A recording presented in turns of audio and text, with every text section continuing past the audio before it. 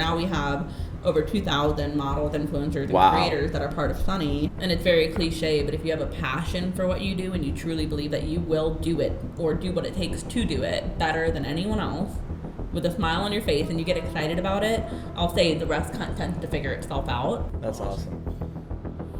We're like, that's awesome. I'm over here. We're over here mesmerized. Like the reason that's awesome. We were using us as an example, but that's something that literally everybody, no matter what your business is, can apply. A little shake, right? Yeah, shake. Hit a little shake, just so I can line line things up. So we can line both the video and audio. I'm shaking Yeah, too. just shake. Shake Little highlight that. Line Yeah, up, a little there you go. You shoulder. have your chest is your chest is moving independent of your body, which is fascinating. All right, everybody, what's up? We got Kayla Goldman with Sunny Collabs and Tampa Pickleball Crew. Ooh, that was bad. Take one. Take one. All right, ready? Take two. What's up, y'all? It's Drew. We got Nikki, and we got Kayla Goldman, and we are kicking off the 4th episode of the Addict Podcast. She's with Sunny Collabs and Tampa Pickleball Crew, and she's going to give you a little background on herself, and then we're going to kick this off. Excited to be here. Yeah. Welcome, Kayla. Tell us a little bit about yourself, where you came from, and the origins of Kayla Goldman. Do you want to get my parents on the podcast? Oh, yeah. We'll get them. Can you call them up? Actually, we'll get them on yeah, phone a FaceTime. friend. So I own Sunny Collabs. We're based here in Tampa, so brands come to us for all things photo, video, influencers, and social media. And then oh my gosh, you're going to edit this, right? We're going to edit the heck out of this? I'm going to tell her yes. Yes. Keep it free flow. What? The origin really threw me off. Where are you from?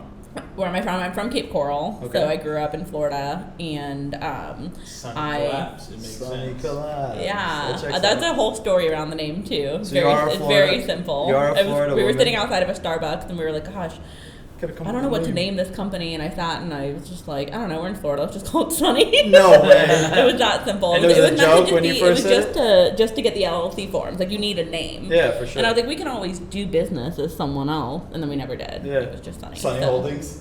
Yeah. Yeah. That's fire, Branding actually. this- Sunny it's all Holdings. set, Don't take so- it. Yeah. Lock it up. We don't have a Under- trademark, but we have your Sunny ideal holdings company name. FloridaBiz.com.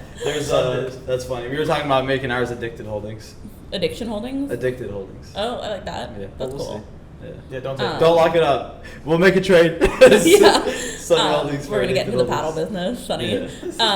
So then I went to school at UCF, studied behavioral sciences and Go Knights. PR. Yeah, go Knights. I went to UCF. When did you graduate? 2011.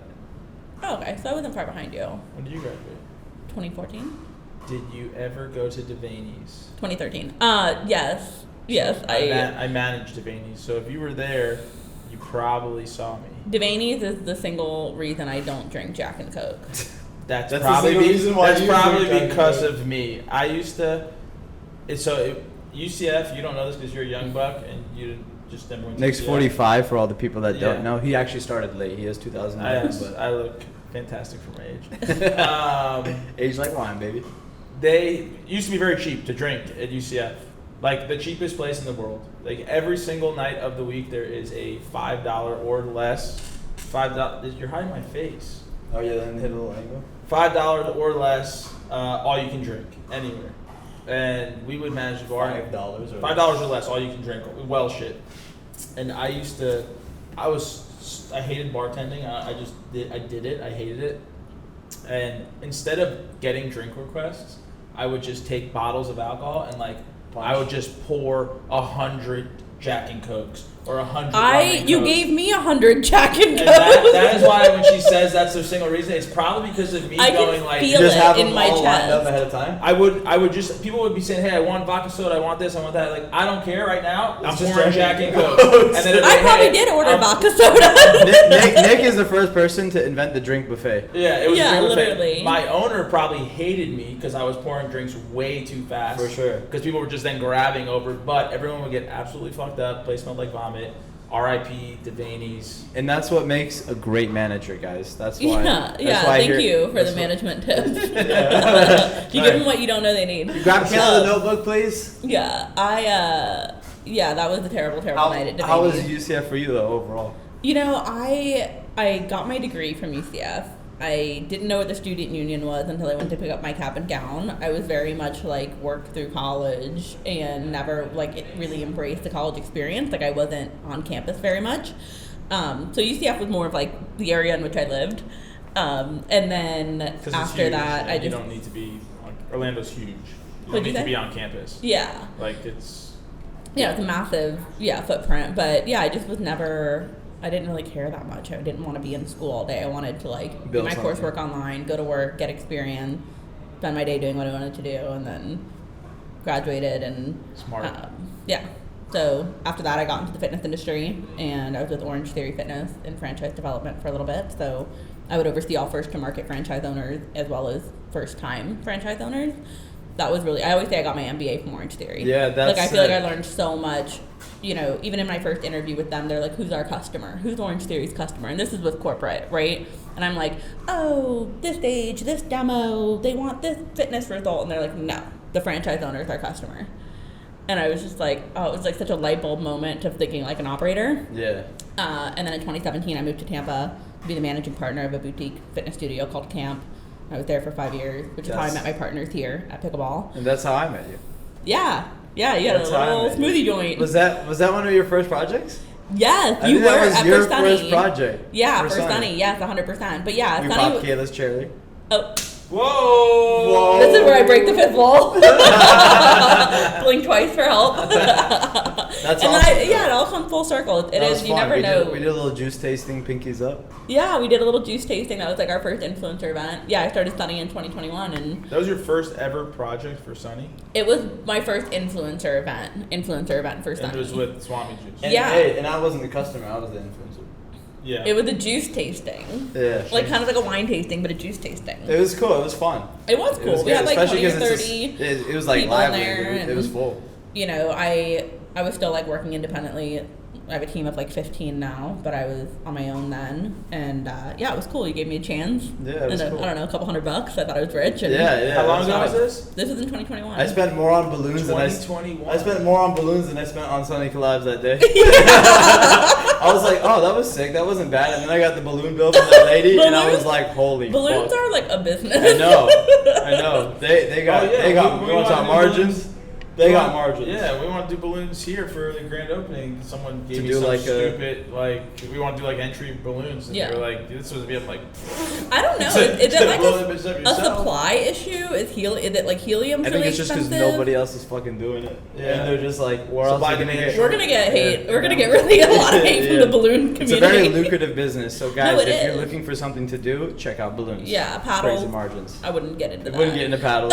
Wouldn't get into apparel. Don't get into content creation. Yeah, I would exactly. And we will speak from now some experience. Do not get into that, and do not try to manage people.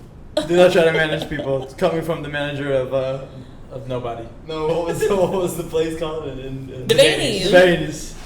Devaney's. That's awesome. Damn, that's cool. Yeah, it is cool. There's definitely a lot of niche, lucrative businesses that I feel like do well because like not really anybody else is doing it. Yeah. Well, also you specialize in something. Yeah, and if you do it really well and try to do it better than everyone else. But it was cool. I mean, regardless of the balloons unveiling event was fun. We'll start our own balloon division.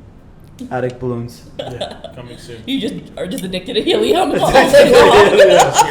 That's actually great marketing. What's your advice? Nothing.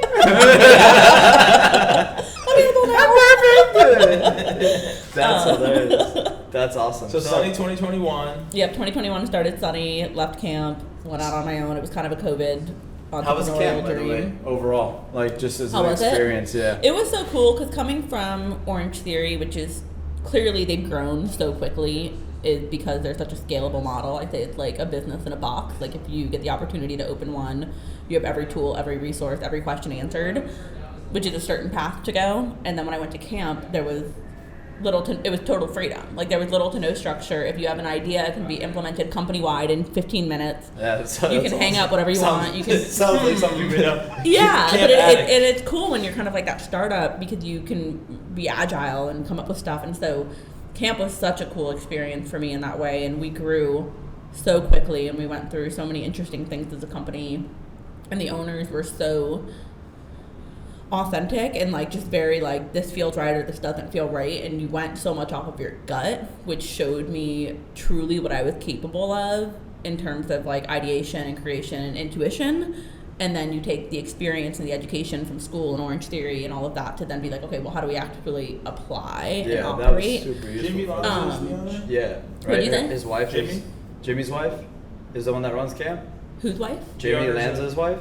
Well, Jamie's the girl. Jamie runs camp. Jamie Lanza and Jenna Azzarelli, and then their husbands are involved with the Chicho restaurant. Is it rolled up in the whole CRG umbrella? I think it might be separate now. I don't know the actual like correct answer to that, but obviously a lot of the family. That's sick for you because you got the two ends of the extremes, and you went from corporate structure to freedom. And for the people who don't know, who might be thinking like you're in the woods and you're camping. Camp is an awesome. What would you describe it as? Yeah, it's a boutique fitness studio. At least a Tampa location. It's across like 1 acre. It's 5 studios, 5 different modalities, all seemingly under one has membership. Everything, which is awesome. Yeah, yoga, cycle, circuit stations. Yeah. That's a plug. It's a cult. Go get a camp membership. Yeah, there you go. It's a cult. I've never been, and I'm like, really? And I'm you guys would actually really like it. We should rip one. You should totally go. Do they have like the class pass thing? I'll just walk in and I'll be like, hey, I know Kayla Goldman. You know what's funny? It's like, I feel it's just an interesting shift for ego and stuff, right? But it's like, I was such a part of something for so long. Now I go in and I'm like, Kayla, and they're like, last name, I'm like, Goldman, and they're like $2. You know, you gotta rent these cycle shoes or something. That's like, hilarious. You know, but it's just, I ordered these cycle shoes. I designed these cycling shoes. Yeah, but it's cool. It's nice to see the growth, and they're great. And we actually at Sunny now, we have a partnership with them, so we do a lot of their content creation. So it really came full circle. But that's cool. But yeah, so in 2021 is when I left and wanted to start Sunny, and so yeah. What do you think I guess specifically towards content? What do you think from like early background and then on kind of made you think like, hey, this is what I want to focus on? Like this is how I can add the most value to businesses. Yeah, well, through COVID and coming out of it, I was really like, okay, I'm at the highest level I can be at in this specific company. Like I was a managing partner of a location. At the time, they had a second location kind of in the works, but it wasn't formed. It was out in California, so there was really no pathway for me to be like, okay, I'm going to go from this to this to this, and I've always been really growth oriented. But then I kind of dawned on me that, okay, if I'm going to work at this level, at this rate, because I can't control myself, I give everything to what I do, I want to own something. Yeah. And I'm young enough to fail. Like, I feel like I understand growth and marketing. Like marketing was always, I didn't have the language for it, but marketing was what I was always really good at. Conceptually. Like I built a basketball program when I was in college for youth athletes, and I had 40 girls show up to a tryout, and I had no name in that city, and I'm like 5'3" for the record. Like I was just much better coach than I was a player. She might look tall because of the angles here, it's like I just always had that growth mindset. So then when my intention with starting Sunny was to literally just do consulting. Consulting is such a vague word, and I feel like everybody says they're a consultant, but it was like marketing consulting. And it started with a plant shop. This like plant shop was getting ready to go from a pop-up to a brick and mortar. They were members of mine at camp. They asked me some questions. They Venmo'd me money when sitting at a restaurant, and I was like, oh my God, I just got paid for consulting. Like I didn't even know my ideas were worth anything.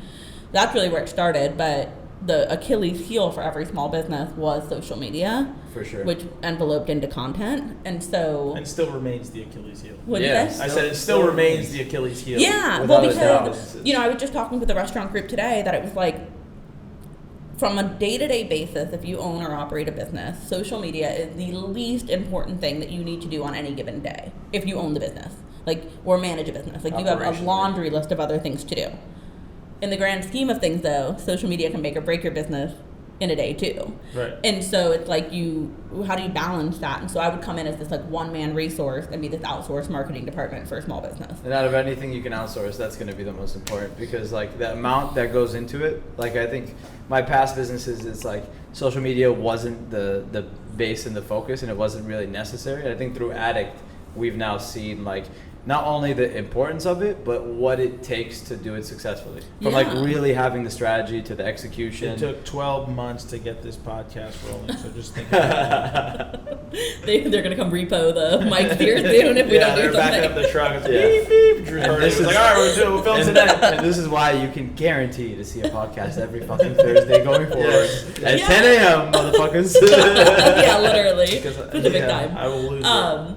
No, I mean, that's the truth, though. And so that's really where I came in. And then it kind of blew up from there where it was like, okay, they need social media. Well, they don't just need social media. They need the content, right? They need the photo and video assets. And then it's like, okay, we built this whole page. How do we get influencers to promote it? And was it one by one from like consulting to adding like media to adding? Was it like, or it was like, oh, let's get all this at the same time? It started as consulting, and like I said, I was a one-man show. So I went to Best Buy and I bought myself a camera, and I taught myself how to take pictures of ice cream. Oh, so right? you did that. Like I did it all myself, and then Nick. Yeah. Come out here and listen to this portion of it. You can hear it. You can hear it live, or you can hear it on the podcast. Yeah, you can listen. Come listen to this part live. This is, I think, a good lesson. To get a camera, for he needs to start taking pictures of ice cream. Well, this is our one-man marketing team, and I think hearing from someone who's done it and then gone on to build a team to manage 15 people, which is so Nick Thanasidis is behind the cameras. Everybody, you're stepping in front of the cameras. Is our one-man marketing team, and since we have a one-woman marketing team who has built that into a 15-person team that services a bunch of businesses and notable brands, I think it's great for him to come out here and hear it from the horse's mouth. That's just a saying. I'm not calling you a horse. I'm a stallion. Hear it from the stallion. Hear it from the pony's mouth. But no, yeah. So I it started just me. I built it to about like 15 different clients. So I was doing all the photo, all the video, all the social media management, all the weekly calls, all the insights, everything, just trying to make it work. And then in about 6 months in, I brought on 2 partners, and one of them had a strength in kind of amateur website build, a little social media creative, but I knew I needed help. And then the other was a model, an influencer herself. So once we started doing content for brands, it was like we had 2 choices. Either no one's in the content, it's all first person perspective, or we need like models. We need people to be in this content. So at the same time, when I launched them coming on, we launched a talent network. So people could apply to be models or influencers. They would get approved, and then we would kind of segment them to certain clients. And that ballooned. Balloon's still a sponsor of this. Shows you the value now. That's the value. But that ballooned into like a whole other arm of the business where now we have over 2,000 models, influencers, and creators that are part of Sunny. Wow. So at any given moment, we can send out and say, okay, we're doing this video for pickleball, we need 3 guys, or we're doing this post for Mother's Day, we need a family, or we're doing this or this, and we're able to get these people to be a part of what we're doing. You built a system for that? Like, where does the communication happen? You put up like a bid? Like, how does it work? Well, now it's gotten more automated, but we have like an email campaign that drops every Monday with all of the shoot and collab opportunities, all the terms. Are you getting a product, experience, service? Are you getting cash? What does that look like? They apply for it, and then we're able to vet. We get on average around 50 to 75 applicants per campaign. Wow. And then we're able to pick however many were approved by the brand, like 4 models or 20 influencers, and then assign them. Do you have we just thought we were going to do something of a much smaller scale to kind of outsource some of our services. Yeah. Is there any discord in when you have 75 people applying? You may have 3 or 4 of these people that they fit a lot of the roles. You're like, I love working with these people. They're great. Yeah. They always show up. They're punctual. They give it their all. X, Y, and Z. Do you have to kind of like a choose those 4 for this one, and then say, hey, these other people that are always applying in the 75 list, they're never getting any shots, but to keep them motivated to continue to apply, make sure you have the resources. Do you have to kind of throw them some jobs as well and kind of factor that into when you're making decisions? It's funny. So we call that utilization. So even in at Crew, in pickleball or in a gym, we call it utilization. Like how many spots are available versus how many unique individuals fill those spots. Because you can have 100 spots available, but if you're using the same 100 people all the time, then the other 2,000 just become data, if they're nothing else. And so for us, it's less about, we always want to pick, first and foremost, we're always going to pick the best person for the brief. Some people are just going to get more briefs than others because they've built a bigger following, or maybe they have a specific look or whatever it might be that we tend to task for. Your little rating system for that? Yeah, and we also have flags, right? Like if you are late, or if you don't meet the posting requirements, or if you told us you look like this and you rolled in like this, you know, whatever it might be based on the brief, so we flag them, and then, you know, once they get 3 flags, they're kind of, we call them sunburned. So they can't be a part of things, or they have to kind of red as the sweater. I like sunburned over blacklisted is good. Yeah, sunburned. I like that. Yeah, sunburned. We're gonna use that. Hopefully it's not. Yeah. So in that way, yes, but we try to do enough social. We try to do enough collabs of different levels so that people can build their followings. Like we have some different influencers that started with us really micro, like 3, 4, 5,000 followers that now 20, 30,000 followers, just because of the amount of campaigns they did with us in the beginning.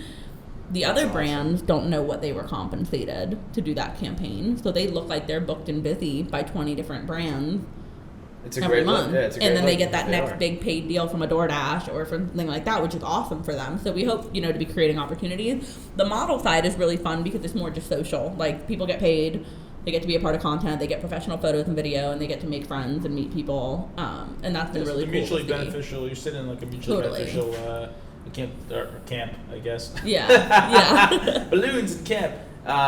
Do you continue to fill top of funnel? You're always looking for new models? Yes, we're always recruiting. We have a goal of growing the network by a certain amount every month of approved talent, not just applicants, because we do not approve some people.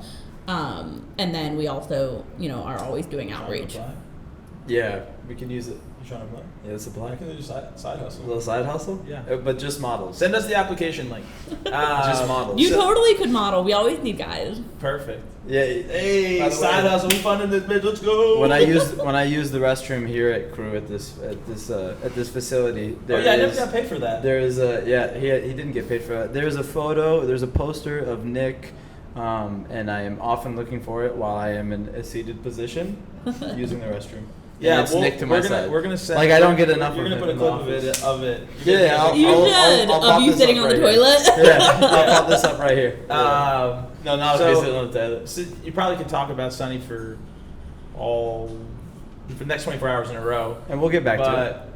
But just because we got Nick here and I want to get him some information, I guess what's the biggest things or the most important lessons you learned early on when you were at that one-woman show, and what helped you the most to get you past being stuck working in the business to starting to remove yourself and work on the business and hire new people and scale your services and keep that all organized as you got to a team of 15 I think everybody it's good to hear like what it takes to build a team.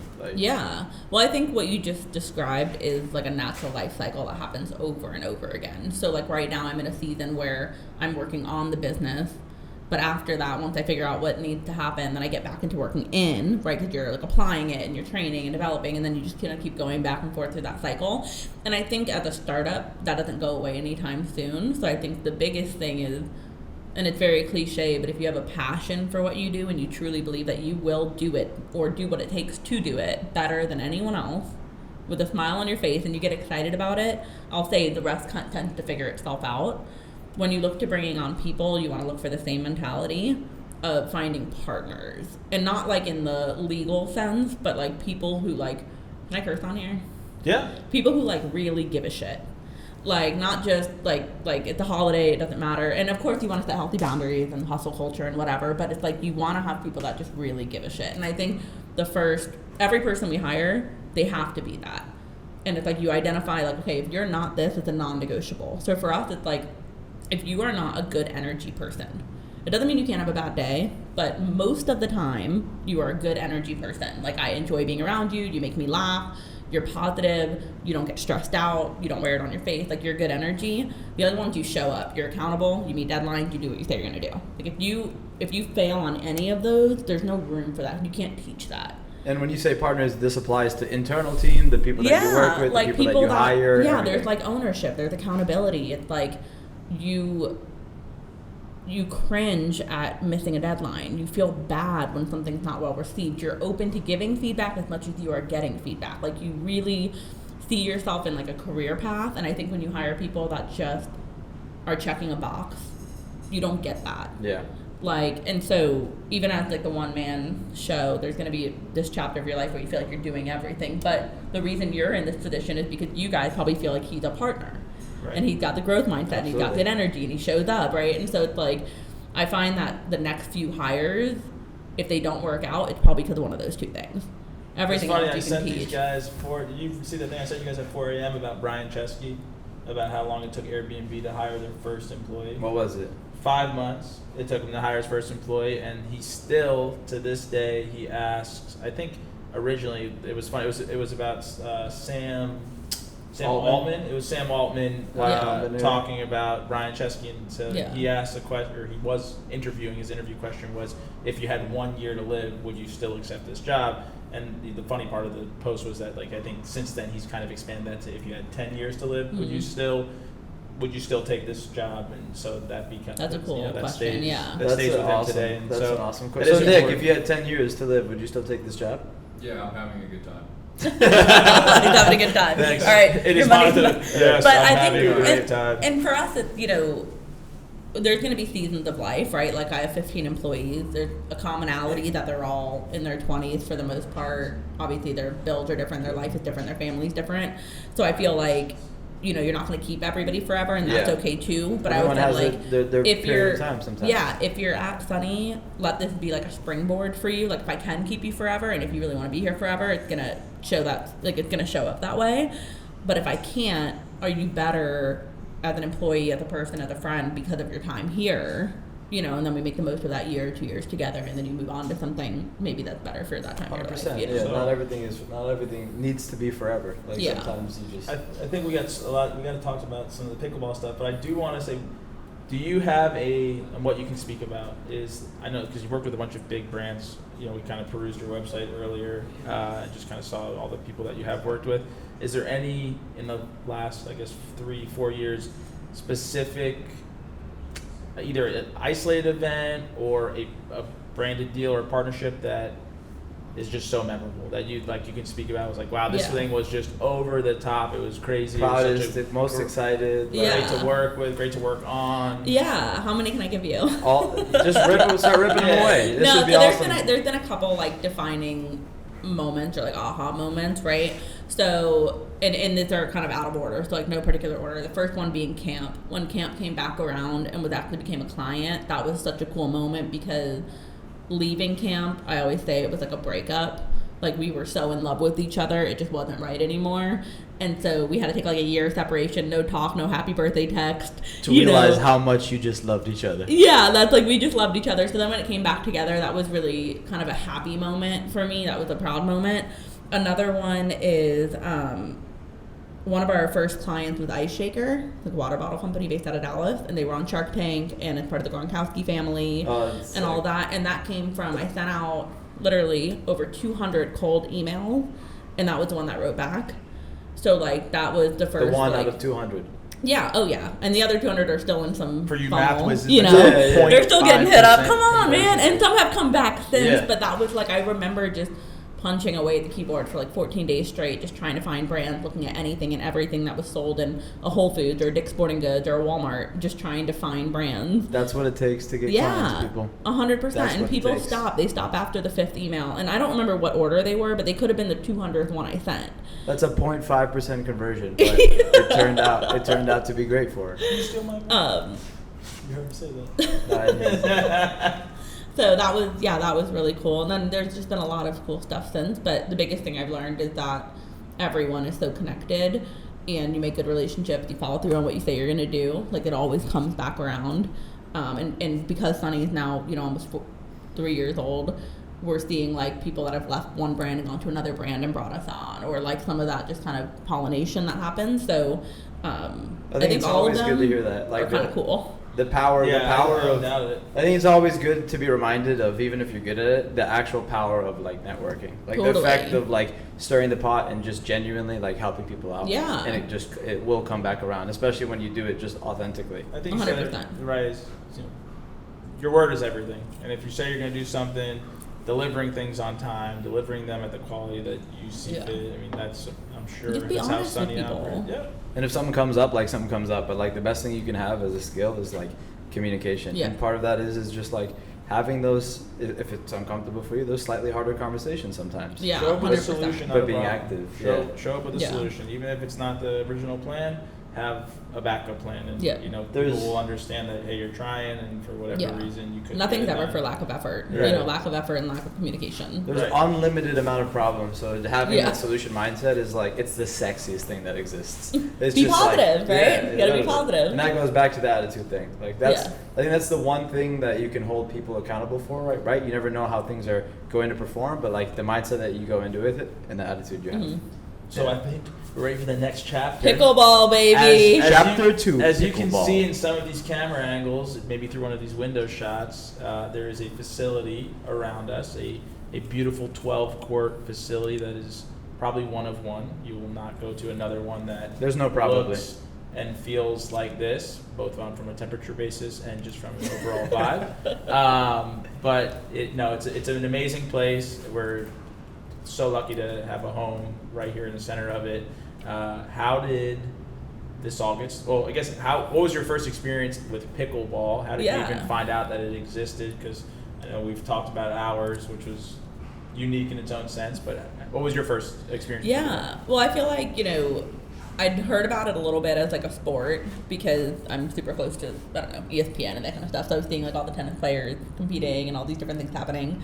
And so Susan, who's my business partner here, you guys should have her on sometime because that would be a hoot. I told them we need to do Kayla and then the other 3. And then the other 3. There's 4 partners here. There's Kayla, obviously, Jen, Susan, and the scary one. Today. You better cut that off the podcast. Yeah. She'll love it. She'll come bring us water. She'll be like trying to soothe it up. Susan kept trying to get me to come meet her at the park and play, and I was just like, learning something new. How do you know Susan? I hired Susan's son at camp, Jack. Oh, no way. Okay, yeah, and that's so cool. I kind of was like his manager and mentor for a few years. Now we're really good friends, and so Susan was like my little local Tampa mom. I just loved her. That's awesome. And we stayed really close to everything, and she invited me, and we went out and played pickleball, and I fell in love with it right away. What was your first place paying? JBL, Julian B. Lane. JBL is a special place. And we got on the court right away, but it was like Sunday at 7 a.m. That's awesome. And I had so much fun. Like for me, it was growing up and playing sports. It felt very much like a sport, but it obviously still had the benefits of a workout. But it was like more social. Because I feel like pickleball, even from a sports side, is more social than other sports. Without a doubt. Because there's obviously way more partner interaction with the other team. Demographic. Yeah, everything. It was I just genuinely had so much fun. And so we were playing with her like every weekend. And then she and Jen wanted to start doing like a pickleball pop-up, like a tournament. They wanted to do a tournament for a nonprofit. And they asked me if I could take some photos for them. So they actually hired Sunny. And I think Susan was just like throwing me a bone at Sunny. And so we took photos, some of the ones that you see in the bathrooms. And I think we got a cool photo of you too. Okay, we got a really cool photo of you. Time out. A little background. JBL is also where I met Nick, how Addict is birthed. It was the origins of it. And I'm going to give you my perspective on that because I think it's hilarious. Okay. I was at Julian B. Lane playing probably a month in. I don't remember exactly when the photo shoot is. This is right after we met, I think. I think it was, right after we met. It was right after we met. It had to be in this January, was February. Like February. Yeah, exactly. And I'm playing pickleball. I'm like getting into this, having a good time, and then I see a group of 30 people walking into the at the time it was only the 2 courts, this Thunderdome. We call it the Thunderdome. It's 2 courts fenced in. And I'm like, what the fuck? Like, is there a Facebook group that I'm not in? That was my first day. I was like, is there a Facebook group that I'm not in? And it was hilarious. They all walked in, ganged up, and I was like, damn. This is a public court during prime hours. Yeah, this was like 5:30, 6 where 40 to 50 people are sitting to play 2 games and will wait 40 minutes between games, socializing, hanging out, but they're to play. They want to play the sport. So my first mindset is, look at these assholes. I believe it. And then I ended up being in a photo. I don't know who sent it to me. I'll resend you the photo so you can put it up over this. It's hilarious. You look sick. You look really silly cool. as fuck. We rolled up late, and I remember going. It was you and Ian Wilson, and you guys were on the court taking photos, and it's like camera angles down, shooting up, and I'm like, get these motherfuckers off the court. We are trying to play here. Like, I'm like, who the fuck do these people think they are? Yeah. Fucking public park. Yeah. That's so funny. But obviously didn't say anything. Just kind of waited there. Yeah, just waited. until they left. You said it'll come back around. Good thing you didn't say anything. What you think you said versus what you actually said. Like, hey, send me the photos. Like, tie my shoes. Yeah, so then they went to go do their first tournament, and this is actually an interesting lesson too. So my COO at Sunny, who at the time was my business coach and kind of personal life coach, I was telling her, I was like, hey, my good friend Susan is like, wants to do this pickleball thing. She wants to do these tournaments. At this time, there were like rumblings of a potential building, and I was like, I mean this in the least ego way. I was like, they can't do this without me. I was like, I know membership-based businesses like the back of my hand. We can make this like a boutique fitness studio meets pickleball, build the community, do the events, do all the things that make like boutique fitness really strong. You were perfect for it. Yeah, I just had all this experience. There. And so Taylor, who was my business coach at the time, and now she's the COO at Sunny, she was like, just go in and ask to be a partner. Just ask to be a partner. And I was like, what? Like, what do you mean? Like, maybe I'll get 0.5%. Like, I was like, okay. I asked, and she was like, she went and talked with the other partners. They had me come back over to Jen's house for dinner that night, and they had like a bottle of champagne, and they made me an equal partner, and it was the coolest. That is awesome. Experience. That is like that's a lesson though. You take somebody who has a wicked amount of experience as an operator and starting their own business, and when it comes to a partnership, just being able to see like a fit, and asking, and to not like hold on to the ego side, like that was so selfless in ways of them too. I think it's like Mark Cuban always said, it's better to have a smaller amount of a watermelon than 100% of a grape, and so it's like they like released some of that to me, of course, but then it just gave me such confidence, and I think it was like a positive culmination of everything I've done in my life has brought me to this moment. I always say it's luck. My dad says it's hard work and opportunity, but like I just felt so lucky and blessed in that, and so that was really cool. So we obviously got the building. We started all the construction, all the things visually that you see, how to get everything going. And then in January of this year, we opened up. We started pre-sale in October, so we opened up with like, I think 300 members. We know your roles we know just from being in here, but your roles in the business, there's 4 partners that everyone kind of knows. You are obviously the major component. The daddy. I can break it down. I think her position would be the daddy. I like, what'd you say? The daddy. The daddy. I don't hate it. we mess with the other ones so much because we'll be like, we'll propose something or tell them about an idea, and we'll be like, yeah, we'll ask Kayla. I know. Well, it's funny. So I always I kind of break it down that everything that is member experience, I'll say like I lead or at least delegate and support. So like our membership structure, our class formats, our not even class, but like our open play formats, our events, and our social media, email, everything the member like sees and experiences. Jen and Susan are very much on the member experience, like the hospitality side, and just making sure that this place is like clean, beautiful, operating, and that there's like a certain culture that's maintained here and never lost. So it's a very good yin yang of like ideas meets execution and like making sure we don't lose our soul in the process. Super and important. Then Danae is really operations, the physical, the maintenance, the structure, our vendors, and she's so incredible and type A for that. So that also is a big thing of like we all complement each other really well. You guys have an awesome from the outside. Yeah, from the outside in, you guys have an awesome dynamic. Totally, and we. It's not even like I can't even say we fight like sisters. It's just that like we're able to have honest conversations, and like even today we were talking about a banner we want to hang, and there's so much debate and back and forth over this and this and this, and at the end of it, everybody's just like, what do we want to do? Yeah. Like we don't need to die on any one person's opinion. Like should the QR code be bigger or smaller? It's like not something that we need to fight about. Nick says it a lot, and I love it. Like it's one of the best things about our relationship is that we fight fast. Yeah. So like if you have a debate, you do it respectfully. Obviously, if it gets a little bit heated, you take that step back and you're like, "What the fuck are we fighting about?" We fight. Yeah, we talk about it. We go war fast. But it's a healthy marriage. Like that's a healthy marriage. It's like you are in this together for like the end result is that we want. Yeah, the end result that you want this to work, and you have the same, as long as you have the same end goal in mind, Yeah, it's very exactly. easy to get through that because you realize what's important and what's not. You got to be what I've felt from past experiences and these is like you got to be aligned on like the core things, the most important things, the long-term vision, and then you got to have complementary skill sets. Yeah. And that's what makes the best partnerships. Whether Yeah. it be 2 people, 3 people, 4 people. Yeah. Yeah. And you guys have that like really like no other. It's an Yeah. awesome No, I thing. feel very lucky. They're great and so supportive for everything personal, professional. Like I feel like we're literally like a little family. Yeah, 100%. So we- And that adopted us.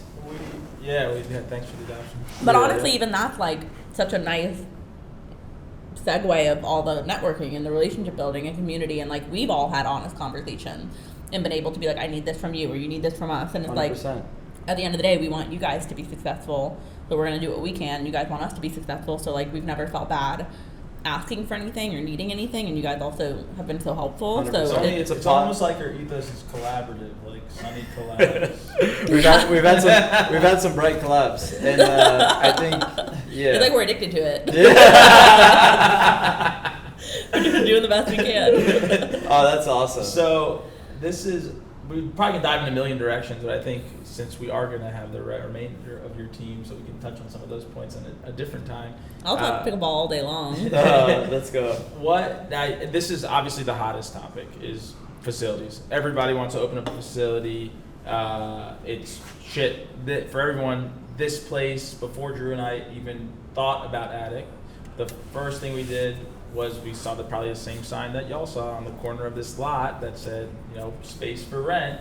And I either sent him, this guy Yannick sent me a screenshot. Hey, because at the time we were throwing out business ideas, and Drew was Actively searching for properties, warehouse spaces. Whether at the time it was really just for like, hey, he wanted to get a small court, 1 or 2 courts, so that we didn't have to wait at the park. That it was like, hey, if we can monetize it, or if he can monetize just it, to break even and like just to have something for ourselves, a place to call our own. And but then so, everything kind of gets bigger. right, and then we went into the idea of, hey, okay, we started hanging out more and more. We're like, okay, we want to do something in the space as far as a joint venture, and then obviously the idea became bigger, and then we looked at this space, and then right when we were like, all right, tomorrow we're gonna call the realtor. I was like, you sent to me, and I was like gassed up. I was like, I'll lock it up tomorrow. Yeah. and then the next day they announced it, and we were like, fuck. And then we were like, no, this is sick. Like, Drew also told me he was gonna buy the JCC from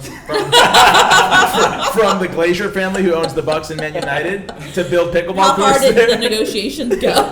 Well, pretty far. I was in Man U at a match at Old Traff, and He told me, he's like, hey, how do we get in contact with the Glaciers? I'm like, I don't fucking know. I probably don't even know how to remotely it was so get in funny contact. for that period of time. You see his before, like new LinkedIn profile Yeah. pic. He's like, it was so funny because like for that period of time, it was like we were very facility oriented, wanting to open something up. So anytime we saw anything, whether it be an empty lot or a building that exists, we'd be like, damn, that'd be a great spot to put pickleball courts. And we did it for everything. It was hilarious. And so anyway, leading into that is that we thought about this, and then this was really probably one of the most prime spaces that you could possibly put a pickleball facility in Tampa. Why is that? Because we're juxtaposed to downtown, and downtown, if you're not from Tampa, is going through major growth in building, construction, people moving inbound, and so having this size space so close to 1 million residences, high rises, condos, mixed use, etc.,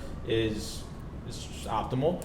So once this went, we saw it. Next day we were going to call. He was going to call, and then you guys made an announcement on your page. Very shortly after, I started my own pickleball page called the Better Pickleball Crew because I was salty. Mind about you, theirs that. is called Tampa Pickleball Crew. Yeah, but yeah, then thankfully it all happened like that because we love what we're doing now. And but Nick was like, "Oh, we're gonna make a better one." Yeah. and I was like, "Oh, that's hilarious. He's really adamant about this." And then he makes the Instagram handle Better Pickleball Crew, and I just started dying. But yeah, so since anyway, it's obviously been and ironically that account helped to bolster the growth of our Addict Pickleball account. So he because thinks. early on, I would just add, we didn't want to add anybody. We wanted to keep this zero aesthetic like Bad Bunny on Addict account. So on the Better Pickleball Crew account, I would just go add everyone in pickleball. So we were getting followers just by mutual following. Yeah. And then we would take... Kayla's like, you're fucking idiots. Yeah. we would take, I mean, guerrilla marketing at its finest. and then we take ad posts from, post and collaborate with that account and try to gain and try to push people into that account. But regardless, it's a hot topic. Would you topic. say that's defamation? Kayla's like, how can I get into this office earlier? Let your attorney speak to our attorneys, which is me and ChatGPT right now. So yeah, give me a call. But so hot topic. Everybody wants to be in the facility space. A year ago, more so than ever, there was pretty much none that existed. Yeah. It took you guys a substantial amount of time as you're learning how to build things out and permitting and coding and all these things. Specifically because this isn't a giant warehouse. For the people that haven't seen it, here are some photos or videos. Yeah. like us, early to market in the brand space, now there are 4,000 paddle companies that are coming to market on a daily basis. Thankfully, we got in early and built some infrastructure, some roots, and a community. You gals did the exact same. You started working on a facility way before the boom. Now the boom is here. You're seeing franchises come into place: Pickleball Kingdom, Pickler, Dill Dinkers, Put Away, the other pickleball stuff. Harbor Island. Just everybody wants to do a franchise, or everyone wants to do a facility now. Yeah. So what were like the biggest challenges along the way? Yeah. And if you had any insight, and obviously don't give too much information out to your potential competitors, but just the overall journey and how that's been so far, and like your biggest takeaways from building, basically this was a hobo hideaway into a operational business that's drawing, new demographics to an area who historically didn't thousands of people visit this area. The biggest thing I think I'll start with saying is that I believe there's enough pie for everyone.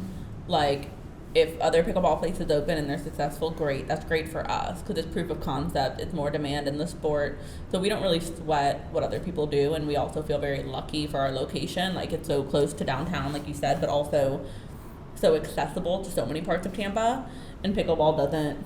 The thing I love most about pickleball, it's a really inclusive sport. Like, anyone, any age, race, size, whatever, can play. And so we feel like we're right at the hub of that, which is really cool.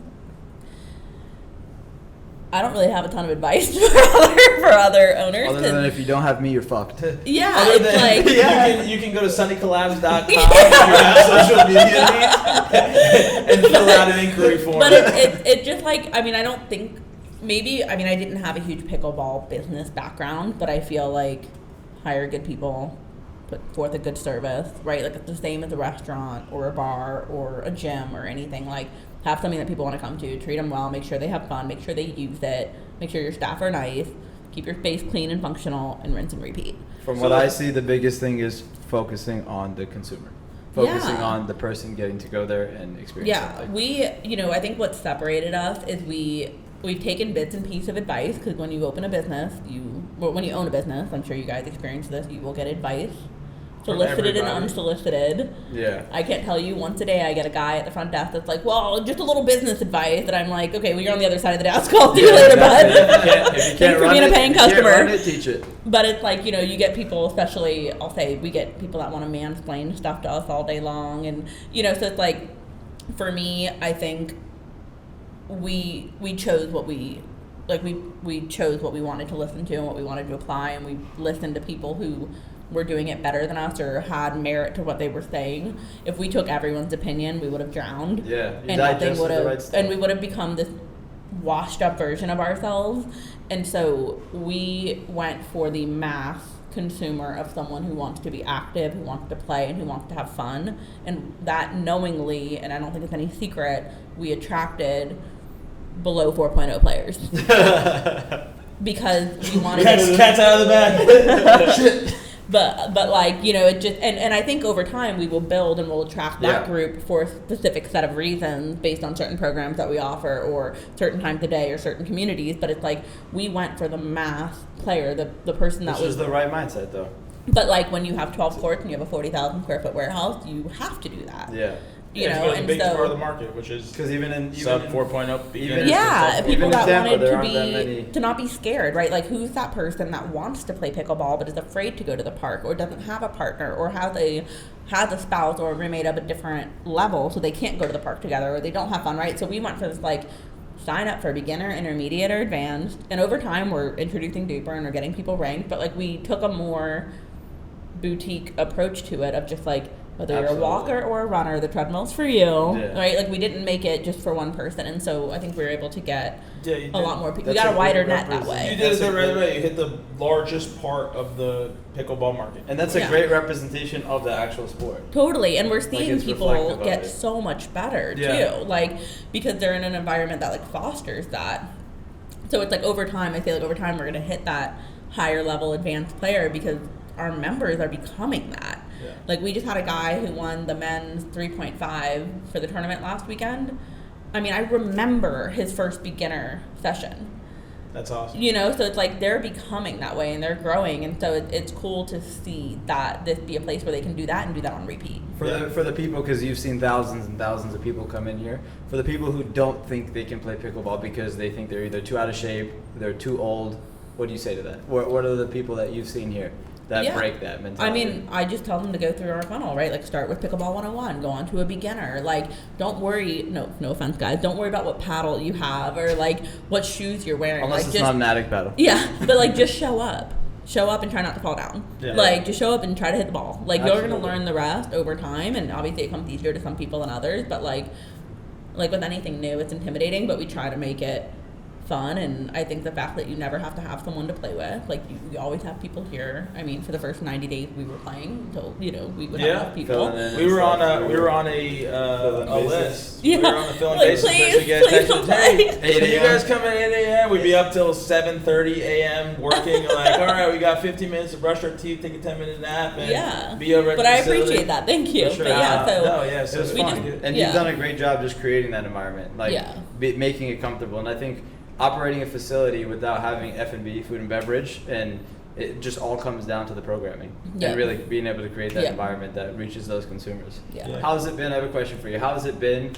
And I think you can probably give a few pieces of advice and experience operating, you know, a very successful business like this as 4 female founders, co-founders. Well, we are completely self-funded.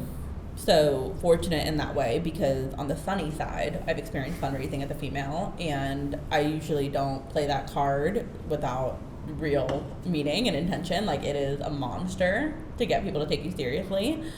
I think people on, you know, one set of people are really gracious and proud and maybe even come here because we're female owned and it makes them feel safer, which is why we try to do stuff that's just for women too. But other than that, I mean, I feel fortunate in that way. I think we just genuinely have no ego. Like, I think there's a lot of facilities in the fitness space where it's very star powered. There's like one trainer, or there's one, you know, something, one player, one professional, and the whole world revolves around that person.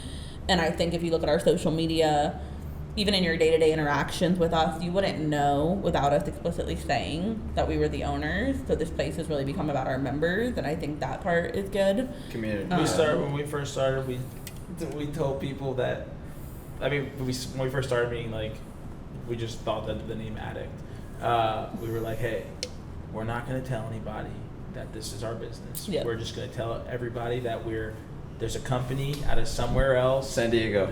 Well, he was saying something else and I was saying something else. We were saying you're like San Fran Diego. Yeah, you're making up cities every time. We go to the park and it was like the stories were correct. Like, what did you say? God, He'd be so like funny. San Francisco. I was like, fuck, I said San Diego. Yeah, so someone asked, and we would say we were just like repping this brand. Sponsored athletes. Yeah, we were trying to bring their brand to this coast, and it was very, very, very short lived. And I honestly, in retrospect, it was a dumb idea because the community support was better than you possibly could have ever imagined. So I think we were afraid of it, like in the sense that, like, doing something like this, especially that it was like very passion oriented. We didn't want people to think that, like, hey, because of this, you know, people are viewing things differently, or us, or what we're trying to work on. We almost wanted to try to experience an unbiased perspective, but there's no point of that because people have been so supportful of the journey and wanting to be part of it. And well, and it's funny is when I work with companies now, I always say, like, if you're a product-based business, and honestly most businesses are this way, but if you're a product-based business,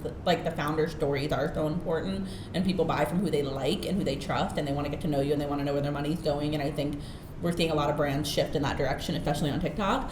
But for Sunny, like when I first started it, like it was all about me. But in order to scale, because we're a service-based business, it can't be, or else anyone and everyone will only want to work with me, and that doesn't set my team up for success, and I can only manage so much. Can't so like scale that. Sunny, I'm like almost nowhere to be seen, you know. And Behind the it's like scenes. literally, like Slowly if you look at the transitioned out social, of it's not all about limelight. me. Whereas if you look at some other agencies, it's literally all about them. But then if everybody wanted to work with me, that wouldn't help. Whereas at Crew, we've made it all about the players and the community. So I think, the way you guys are doing it is what I would recommend on a product-based business 100% of the time. While we're on recommendations, what do you have for Addict? Oh gosh, let's pull it up. Let's see. Free we're consulting gonna do an session. audit. Free I mean, you guys are consulting hilarious. session. Free consulting session. This podcast room costs us fucking Let's 10 see. grand. What are you talking about? $10,000 consulting session. Damn, Kayla's expensive. I actually love how funny you guys are and all the skits. I feel like the relatable content is really good. I find myself engaging with your content more than I used to when you do the funny stuff. But How do you think that reflects as a brand that sells products, though? How do you think that translates as a brand who sells products? 'Cause We one get of the torn. things- You gotta be kick it up, built. brother. Yeah, but the brand comes first, So it's like that's what's allowed you to scale beyond just paddles, where you're putting in nets and courts, and you're becoming edified as a pickleball brand. Like what they always say, Nike rarely posts their shoes, right? It's the brand, it's the people, it's the ethos. Same thing with Apple. It's what do you do with the paddle? Who are you with the paddle? Do you think more that's than it the is just about the time? paddle. I think it's a 100%, time. yeah. For us right now, we're trying to, as Nick, who came back into the fold out of camera, as we're starting to kind of refine our marketing processes and build actual foundation and structure and checklists and everything that you need to operate it efficiently. We keep seeing ourselves go back and forth. It's like, hey, we built this brand. This funny, lighthearted, bring a certain kind of energy, certain kind of way. We showcase our products that we're wearing, that we have on, or that we're using to the community through those efforts. But we don't necessarily let you know how much that. From the outside, we look like two guys joking around, or a team of people joking around, having fun, and having a great time. Every one of these products takes countless hours. Consider it half a year to really develop. To build, develop, to make sure that it's the best quality we possibly could do in the time being, and that we don't put any emphasis on that because we feel like, hey, we don't want to push product. We don't sell That's well. the same point that you said. Nike doesn't, Coca-Cola sells a feeling, they all sell emotion. Yeah, So how do we do think both? I think you build pillars. So let's say you have 3 pillars. You have an entertainment pillar, which is where your funny stuff lives. You have a community pillar, which is where you highlight your athletes, your partners, your facilities, those kinds of things. And then you have your education pillar, which is product highlights. You can still incorporate being funny into a product highlight. Yeah, You can still informational. incorporate being funny or community driven in the other things. But I wouldn't neglect it altogether. I think it's important. You want to have enough of what drew people to you in the first place. So if you have funny content, and especially, are you guys talking more about Instagram or TikTok? Honestly, Instagram, because TikTok is something that we're just scratching the surface of. I made myself a promise early on that I would never make a TikTok, and now we went as far as acquiring @pickleball on TikTok. Yeah. So that's awesome. So in looking at TikTok, we'll say TikTok specifically, is 95% of people are consuming the For You page, the content that's curated for them. So if they come to you or if they saw your page because it was funny and then they go to your TikTok to follow you, they want to see enough of that funny thing, which is why on TikTok you often see the same character or the same founder throughout everything. Now Instagram, people tend to follow, people are seeing the stuff that they follow more than they are the curation and the ads, which I think Instagram is starting to pivot on. But I think if you have 3 intentional funnels, they'll get enough of what that is, and then over time you can see what's performing better. The educational stuff, the reviews, that's going to be better for ads. Your engaging stuff is going to be better to keep the person who bought, if I bought a paddle from you, what makes me follow you? And that's going to be the funny content. I want to feel a part of something. And then the community side is just edifying you more and more. Look where we are, look where we're going to be. But I would say intentionally create. If you created 4 pieces of content for each of those things, that's 3 posts a week for 4 weeks. So I feel like if you work backwards from the pillar. It's the same thing. that same funny skit, you might be like, well, actually, we're missing a product in here. So let's actually add a line about this product or this thing. And over time, I think it can edify you. That's awesome. Thanks for we're like, that's awesome. We're over here mesmerized. Like the reason that's awesome, we were using us as an example, but that's something that literally everybody, no matter what your business is, can apply. I break everything down to 3 pillars. 3 pillars, 4 posts per pillar, 3 posts a week. So always go, your sweet spot is 3 pillars. Just start with 3 pillars, and everybody can benefit from education, entertainment, and community. So that's usually the 3 pillars you use for everything too. Yeah, and then it can get more specific over time through like campaigns, right? Like community let's say education, if you're a chef or a restaurant, can look like educating people on your happy hour, educating people on your new menu items, educating people on the ingredients, educating people on hiring. Like there's so many things that you can do within that. But if you at least hit on those 3 themes, you end up having kind of a well-rounded brand message. And then you can build out all the sub-pillars that fall under that. Yeah, and those change seasonally. You know, education might be around 1 product for a whole quarter. Can I ask a question? Yeah, absolutely. Ask a question. Kayla, so you mentioned the 3 pillars and like 4 pieces of content for each pillar. That gives you 12 pieces of content, 3 posts a week for 4 weeks. How did you come to that number of 3 posts a week? Because we have this ongoing, I wouldn't call it an argument, but it's like a debate, like how much should we really be posting per week? And right now we post almost 6 times per week. That's like our average is 5 to 6. And I have like a concern, an ongoing concern that we're oversaturating our audience and that we're throwing too much at the wall and seeing what sticks.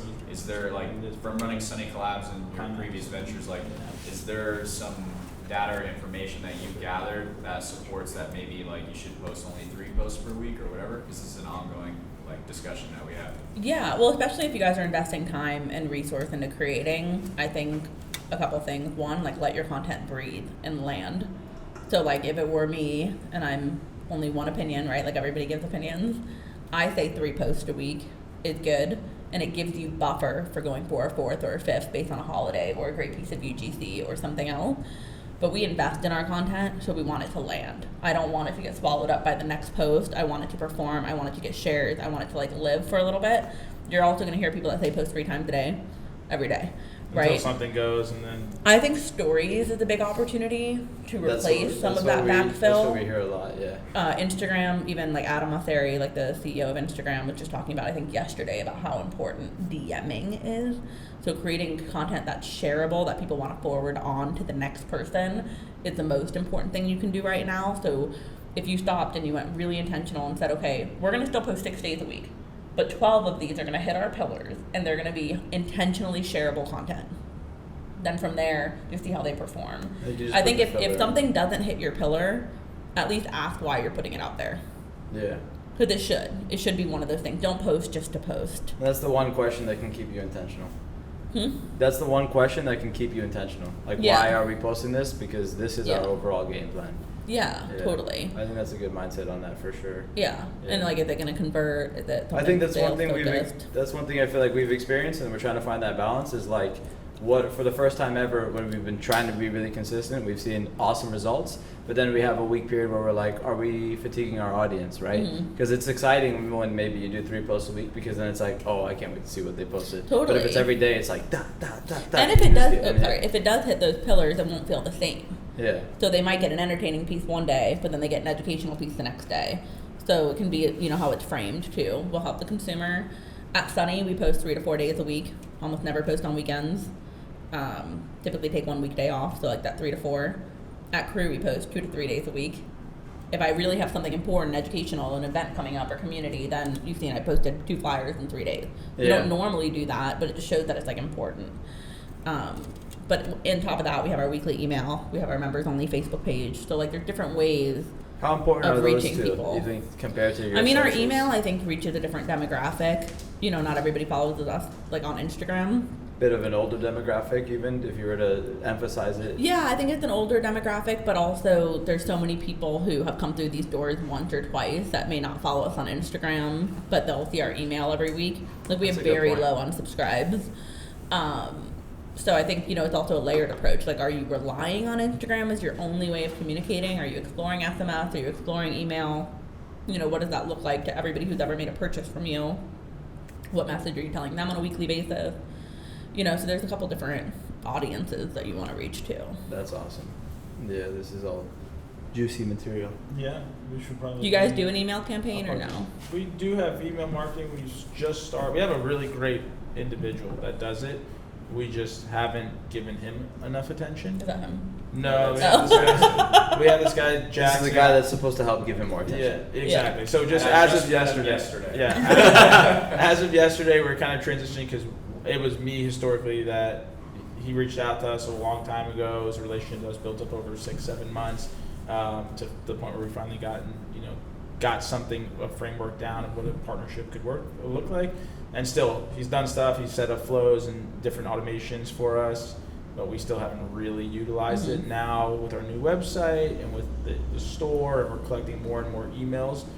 We missed out early on. Whoever's starting a brand, this is something that you probably should not do. Is you spend a lot of time investing going to events and meeting people, which we've met thousands and thousands and thousands of people in our first year. Find a way to grab their information. Like we went through 50 plus events where it was as easy as putting a raffle basket on the table that had free.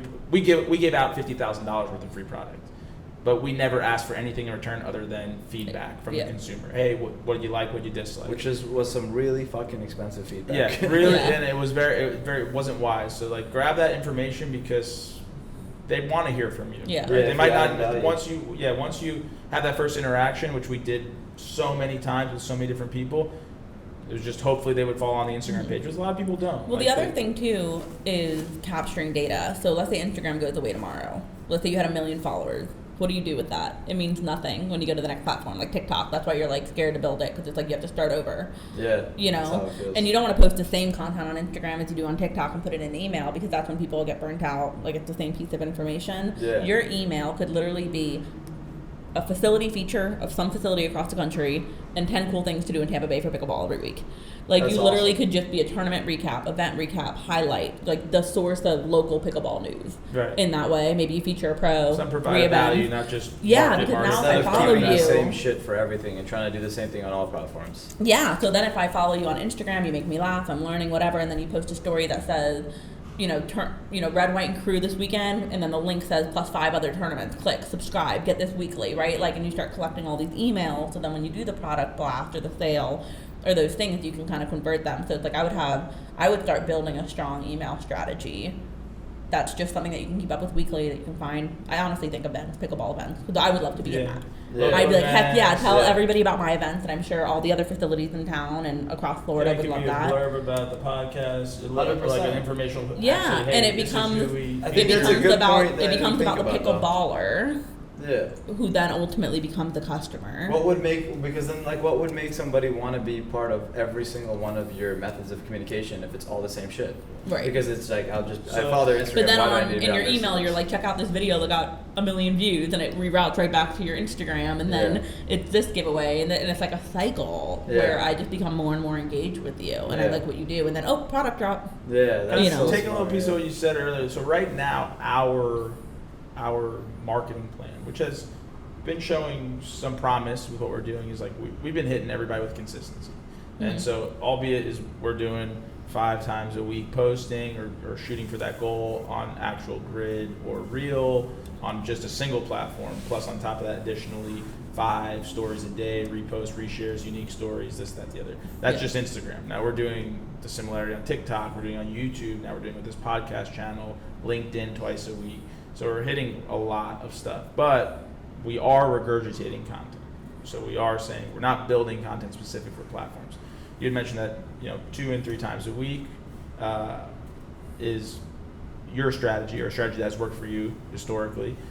Do you think it's more beneficial for us to try to continue this blanket approach or this shotgun approach at social media, or dial down? Even though it has shown promise, we have shown growth, we have hit numbers when we are consistent with the quantity that we want to produce. Yeah. Would it be better to reduce that quantity down and then focus your efforts, like your actual content is completely different, and for that channel, start filming stuff specifically for TikTok. Took the question out of my Filming mind. stuff Yes. Yeah. Especially for an I think- early startup, it's like you Yeah. only have so much time. You're new to all these platforms. Exactly. I think and this is probably bigger than this podcast, right? But if you were to write every channel that you want to be on, and then define who your audience is on that channel. And it might be the same person, but they're going to LinkedIn for something way different than what they're going to Instagram for and even what they're going to TikTok for. So it's like, why do they come to this platform? And can you make that same video 3 different ways based on the platform that they're on? So LinkedIn, I'm assuming, is for wholesale partnerships and expansion and more of that business to business. So you create a piece of content about like, oh, look at we're now carried at ABC facility. And then that becomes the community piece. That becomes the community piece for your Instagram, and that becomes the funny piece for your TikTok. And it's all done in the same hour that you got that original piece of content in the first place. But targeted for each. So I feel like it's, finding what that person's going for. LinkedIn is more about building your personal brand, less of the Addict brand. So making sure that like you as individuals on LinkedIn are edified and building connections. You could probably have somebody even to help you with that and do that for you in moments. Instagram, I feel like, is again, you know how to hit all 3 pillars, but knowing that person that follows you is likely already your customer or already in your sphere of influence, and then TikTok, you're trying to get all new people. And to dive a little bit deeper so I can conclude in my mind on that point. So it would be better, you would recommend to reduce all volume slightly just to have a more targeted thing and do everything? Or in part of that, you do that same concept but only focus on a few platforms at a time? I think there is such thing as oversaturation. Yeah. So I think posting intentionally, making sure they hit your pillars, but I would advise, okay, well, let me say this. If all you can do is repost and you're trying to make all platforms come alive, then that's all you can do. Like, you have to figure out what actually is going to be scalable. But if you're going to create that content, can you take that same time and resource and create versions of it that make sense for those platforms? Yeah.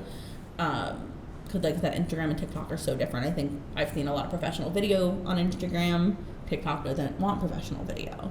So I think it's like you have to kind of find, if you're going to come out anyway and you're going to do the skit anyway, can you take an extra 10 minutes and make the TikTok? So there's no perfect answer, but I do think you can oversaturate. Like the same content and then repurposing it in a different light. Trying to get the same raw footage and then taking that and saying, okay, this piece Yeah, you could take story. Yeah, you could do a cool, sick, dynamic video of the pro shop for Instagram, right? And it's cool and it's sick and it's got transitions and it's like a videography piece. But then you take that exact same video and you do it on an iPhone and you put a voiceover over it. Welcome to the Addict Pro Shop. We're Nick and Drew. This is our story. And that performs way better on TikTok. Yeah, and you refilm it though. You're just doing it in the same session. But it's but you also don't have to use professional video in that example. Yeah. You could just do But always when you say that, it is totally different footage. Yeah. But you just do it at the same time, kind of in the same line. I think so. I feel like just shot a different way, shot with a different intention. And so if you're going to make 8 pieces of content for Instagram, are you better off making 4 for Instagram and 4 for TikTok? Yeah. In my opinion, yes. Cool. With the same time. Yeah, absolutely. This is all with the goal of collecting emails. I'm gonna need to grab another notebook because mine is currently full. Yeah. Thank you for saying that, Kayla, because I maybe he got blisters on his hands. He's like, I've been creating. I'm tired. He's tired. A few weeks ago, I may have suggested something like that. It's we okay. No, I think volume stays at the ceiling. I don't remember hearing that. Do you? Yeah, a few weeks ago. You don't remember asking me to dump down the volume and up the quality and tension? No. This is a different conversation, but this is about adding more work to what we do. What you want to do is take away work from what we do. Now we're just taking the work and we're repurposing it. So instead of building 8 for 1, we're building. Instead of posting 6 days a week on Instagram to avoid oversaturation. To mitigate. Do you guys want to see us kick someone? Yeah, from right. our team's This is ass how it goes. Ready, boys? that? Well, everyone watch this.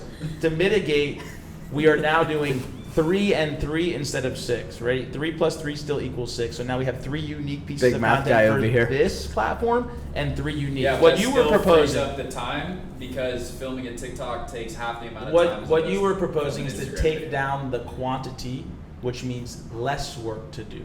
You weren't implying to then go film new content for a different platform because you wanted to take away work. We should call this the We want therapy. to add. Is this going to be in the podcast? This podcast is called Nick's Intervention, actually. An addict's intervention. Yeah. Oh damn, that would actually be a funny name for the podcast. An addict's intervention. I feel like that is a little touchy. Yeah, a little touchy. In my marketing seed, I feel like As fast as that was thought, it is now destroyed. Oh, Brian, you take this and see what Brian wants. It's a little basic, but what do you think about the name, the Addict Podcast? The Addict Podcast? Very straightforward, defining. Yeah, I mean, it's your brand podcast. Yeah. Although we said, what's the deal? Because the original idea was to make it very themed. Like, the original idea was, what's the deal? Very corny joke on pickleball and trying to do a podcast. But then, like, in thinking of it, it's like, why are we going to spend so much time trying to grow this new name when it doesn't fully align What with... the deal could be a segment. The segment is what we have thought. a moment with every guest where, you know, what's the deal on this, pickles. and you get their hot take, or you get, you know. We should do that for sure. That's what Nick and I were talking about. I was like, we should make it at least a segment, and then segment out this podcast. Yeah. This is going to be cool because you're going to see, you know, podcast episode 2, which was basically filmed, at least on Michael Joyce's perspective, in like 360p. And slowly every aspect of this podcast hopefully We'll get getting better better. and better. Yeah, the one We thing just I need can't more tell you. podcast consulting guests, marketing consulting guests, and then our marketing will get here. So we gotta just start scheduling everybody in marketing. You know any other good collaboration groups in the area? We could get I on don't next know. week? I don't know exactly how much engagement this is going to get, but I can tell you it's going to be quantitative from our perspective. But I think it's going to be really cool when a shit ton of these are online and YouTube Shorts, and a bunch of people are learning and applying these skills to their own life and businesses. You- wanna Uniquely add purposed value. for a single platform.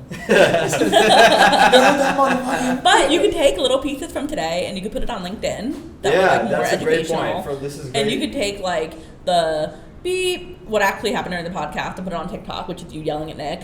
And then I think we're gonna do a podcast with Kayla once a day. Yeah. Make him No, stand- it's make not. him stand It's in the not corner. consulting. No.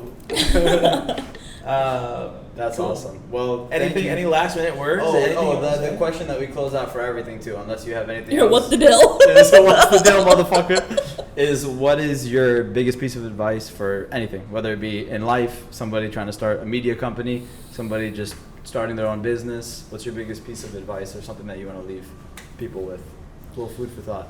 I think I might have said it earlier, but trust your gut. Be honest. Be honest with yourself. Be honest with your employees. Be honest with your business. Like, just be honest, and then handle the truths that come out of that. Do you need to hire? Do you need to scale back?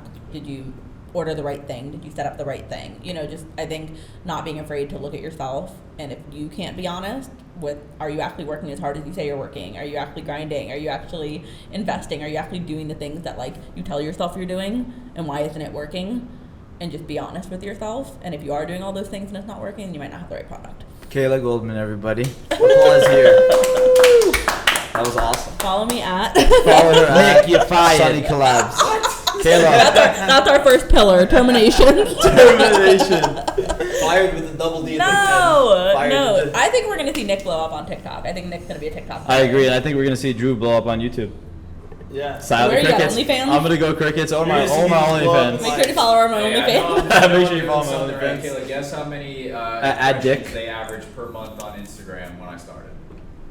Listen. Just Oh. guess. First of all, Hot listen. take. Yes. Listen. Yes. Nick, if you want to single-handedly take credit for anything that is being done right now, I will pass the mic for you gladly. Shots fired.